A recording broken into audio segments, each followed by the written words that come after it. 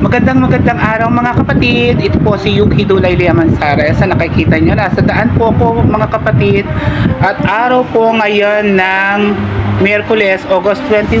Pupunta po ako sa Hermosa Municipal Hall upang kumuha ng sukat ng lote ng aking tinitirhan at sukat ng lote ng kabuuan ng bahay mga kapatid. Kasi na-curious lang ako dito sa sukat ng bahay, gano'n, para malaman po na yung sukat nitong bahay kasi yumauna po ang aking ama, kaya sa akin na mapupunta itong bahay na ito. At saka ako na lang po babayaran ng amilyar. Ang pakay ko po dyan ay ayun nga po mga kapatid, para makuha ko ang sukat ng lote ng kabuuan ng kinatitirikan nitong bahay mga kapatid. So nakikita ninyo, nagbibiyahe po ako at napakalaking tulong talaga nitong e-bike para sa akin, kahit na ito ay e-bike lamang. Pero eto, hindi malayo ang nararating, kahit mabagal lang makakarating pa rin po tayo, di po ba mga kapatid? So be inspired mga kapatid sa everyday nating ginagawa mga kapatid. So tanghali na po niyan kasi naisipan ko lang po kagabi yun mga kapatid, na magpunta nga po dyan sa aming munisipalidad ng aming dito sa aming bayan ng Hermosa mga kapatid. So sana sa mga followers ko, sana lagi kayo nanonood sa aking mga kino-content na video, kahit na ito ay simple lamang. Sana dating ang panahon na makilala din tayo sa mundo ng pag-vlog. Inuulit ko mga kapatid, nagsimula ako noong yung profile ko, nag-open ako ng professional mode, January. Nagsimulang si Meta bandang 2022, kung alam ko lang yung mga kapatid, edi sana binuksan ko na noong 2022 kasi ang profile ko is 2020 yata, hindi ako sure mga kapatid. At meron din akong page para sa aking haircut. Hindi ko alam na monetize na pala tong FB o Facebook. Ang alam ko is YouTube lamang mga kapatid. So nag-notified sa akin na pwede nga palang i-open nyo para mag-earnings ka dito pagka gumagawa ka ng video. So ayun, nag-open ako ng professional mode, and luckily mga kapatid, nabigyan ako ng stars. Tapos bandang April, binigyan din ako ni Meta ng tawag doon, ayun, Reels mga kapatid. So bandang May ba yun, nabigyan na-unlock ko yung stream ads. So hanggang ngayon mga kapatid, yan, gumagawa ako ng video.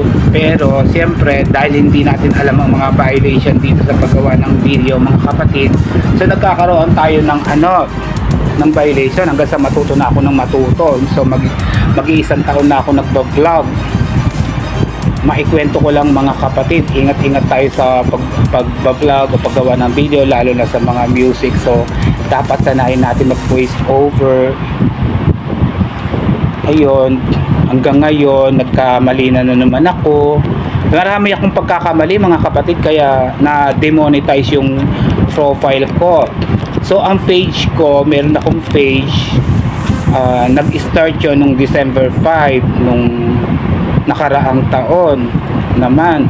So mag-iisang taon siya sa December 5. Kaya ang pinupush ko mga kapatid, eto nga ang aking page, yung pangalan ko mga kapatid is Yuki's Vlog TV. So ayun, kahit ko konti pa rin ng followers, 8k pa lang, pinupush ko na. So dalawang aking pinupush ngayon, ang aking profile kasi sayang din mga kapatid, at saka yung page ko. Pero sa page na ako magbo-vlog mga kapatid, para mas maganda, kasi 'di ba sa profile kapag yung mga friends mo magiging followers din yun. So hindi siya nakaka-challenge. Mas maganda sa page mga kapatid, talagang macha-challenge kayo kasi doon wala talagang add friend, puro mga followers mo lang. So siyempre gumagawa rin ako ng paraan para makahanap din ako ng followers at mapanood din ako. Ang ginagawa ko, i-share ko lang mga kapatid, sinishare ko yung video ko sa mga group. Kaya lang pala, siyempre limited lang ang pag-share. Ang alam ko 3 hanggang 5 ang pag-share ng ating mga video sa mga group. Ganon. Pero wag kayong aasa sa mga followers, mga kapatid. Ang sa experience ko lang, kasi minsan yung mga followers hindi nanonood sa inyo. Ang nanonood lang sa inyo mga non-followers, puro random. Kaya pag-iihan natin ang paggawa ng video, mga kapatid, sa pagkakilala na tayo, kahit na ano lang yung ano natin, mailagay natin ng video, siyempre panonoorin tayo, di ba? Hindi yung mga content creator na malalaking pangalan, di ba, pinapanood sila kahit na anong i-upload nila. Siyempre ano sila, kilala sila. So nai-inspired ako sa mga malalaking big time content creator na sana ganun din sana ako at makilala at kumita rin ako dito sa mundo ng pagbablog. Siyempre umaasa tayo, di ba mga kapatid, na magbabago ang buhay natin dito sa mundo ng pagbablog, lalo na siyempre tumatanda tayo, malay natin, maasahan natin itong si Mark Zuckerberg na bigyan tayo ng kaunting puhunan para siyempre magnegosyo tayo at gumanda rin ang ating buhay. Hindi naman tayo nag-aasam na napakalaki, gano'n. Malay natin, mabigyan din tayo, guminhawa ang buhay natin dito sa mundo ng pagbablog. So ayun lang mga kapatid ang masasabi ko. Eto, malapit na ako, nasa bayan na ako ng aming Hermosa. Papasok na ako niyan, kakaliwa ako mga kapatid. Yan, sa nakikita ninyo, yan ang aming Municipal Hall, ang aming napakagandang Municipal Hall. Ayan, shout out dito sa aming mayor na si Jofet Season. Ayan, nagpark po ako sa gilid mga kapatid. Papasok ako niyan sa aming Municipal Hall. Kayo po yung sa Assessor's Office? Assessor's Office. Ay, salamat po. Hello po, good morning po. Kukunin ko lang po yung Ang sabi ko dyan mga kapatid, kukunin ko lang ang kabuuan ng sukat ng aming lote.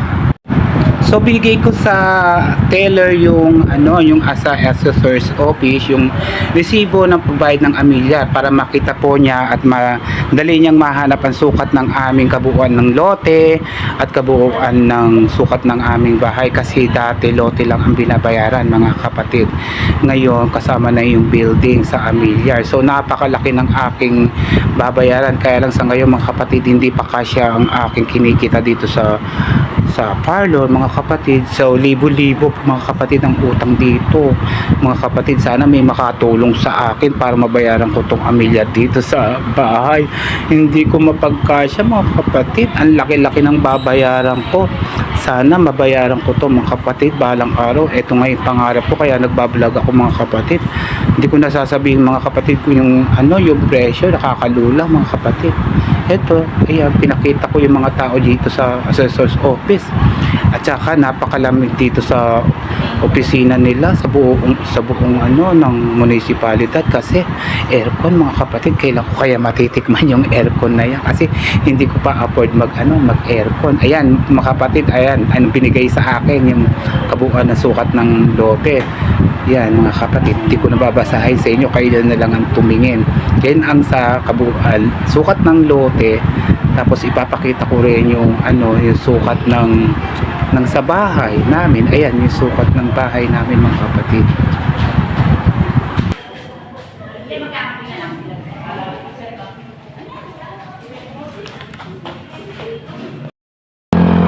Mga kapatid, ang ganda-ganda talaga dito sa may palayan, sa nakikita ninyo mga kapatid, nakaka-refresh. Diba mga kapatid, nandito po ako sa parte ng Hermosa, Bataan mga kapatid. Talagang feel ko talaga yung pagkukula mga kapatid, na balang araw gusto kong bumili nito. Doon kung titira ka sa gitna, tapos siyempre sana malapit sa daan para safe ka sa masasamang loob mga kapatid, di ba mga kapatid? Yan, kaya kung bibili kayo ng lote na pabukiran malapit sa daan, para siyempre yun din matao, hindi yun sa kabundukan. Kasi sa panahon ngayon mga kapatid, di ba, hindi natin masasabi ang panahon na delikado, mapuntahan tayo ng mga walang kaluluwa, pero huwag tayo mag-iisip ng negative. Pero siyempre masarap pa rin talaga ang kabukiran. So yan mga kapatid, pinapakita ko lang para nakaka-refresh sa ating mga utak, ganon mga kapatid. Sige mga kapatid. part lang to ng video ko.